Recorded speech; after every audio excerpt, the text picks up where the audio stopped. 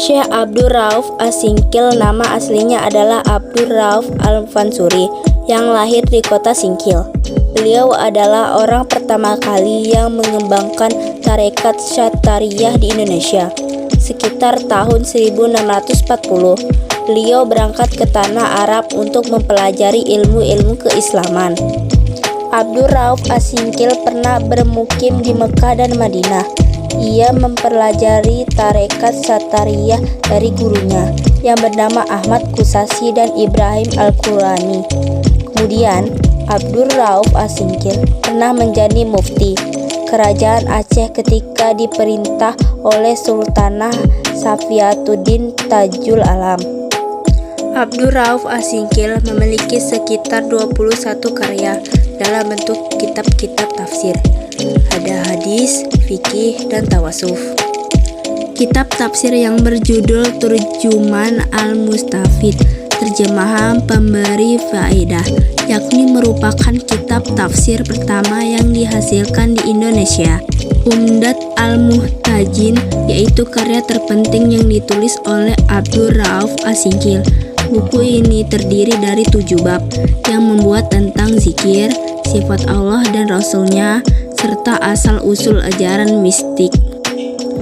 Mir'at At-Tulab fi Tahsil Ma'rifah Ahkam Asy Syariah li Al-Malik Al-Wahhab, cermin bagi penuntut ilmu fikih untuk memudahkan mengenal segala hukum syariat.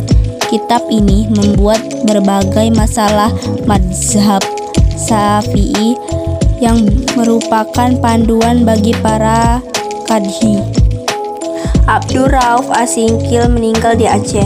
Beliau dikenal dengan sebutan Tengku Syah Kuala. Sebagai penghargaan masyarakat Aceh kepada perjuangan beliau, maka namanya dijadikan sebagai nama perguruan tinggi di Aceh, yaitu Universitas Syah Kuala. 2. Syah Muhammad Arsyad Al-Banjari. Muhammad Arsyad Al-Banjari lahir di Lok Gambang, Martapura, Kalimantan Selatan. Pada tahun 1710, beliau lahir dari pasangan Abdullah dan Siti Aminah. Wafat, beliau dikenal dengan sebutan Datuk Kalampayan karena dimakamkan di desa Kalampayan. Ketika masih kanak-kanak, beliau diadopsi oleh Sultan Tahlilullah untuk dididik secara tuntas. Bahkan, beliau dikirim ke Makkah dan Madinah untuk belajar di sana selama lebih kurang 30 tahun. Di antara gurunya yang sangat berpengaruh adalah Syekh Athaillah yang pernah memberikan izin kepada Muhammad Arsyad Al-Banjari untuk mengajar dan memberi fatwa di Masjidil Haram. Setelah belajar di Tanah Suci, ia berteman dengan para ulama. A. Syekh Abdul Samad Al-Palimbani. B. Abdul Wahab Bugis dari Makassar yang kemudian menjadi menantunya. Dinikahkan dengan Syarifah binti Muhammad Arsyad Al-Banjari. C. Syekh Abdurrahman Masri dari Jakarta.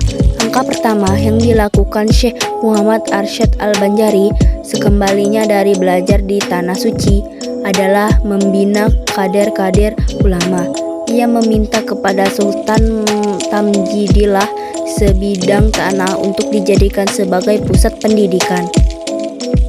Tempat itu dibangun rumah tinggal, ruang belajar, perpustakaan, serta asrama bagi santri. Berkat perjuangan keras beliau dengan dibantu menantunya, akhirnya pusat pendidikan tersebut ramai dikunjungi para santri dari berbagai daerah. Tempat tersebut hingga saat ini dikenal dengan nama Kampung Dalam Pagar, sebab karena santri yang belajar dilarang meninggalkan tempat tersebut tanpa izin. Muhammad Arsyad Al-Banjari juga aktif menulis buku. Di antara karyanya yang terbesar adalah kitab yang berjudul Sabilul Muhtadin, jalan orang yang mendapat petunjuk. Karena keilmuan beliau yang luar biasa, Muhammad Arsyad Al-Banjari mendapat julukan Matahari Agama dari Belanjar.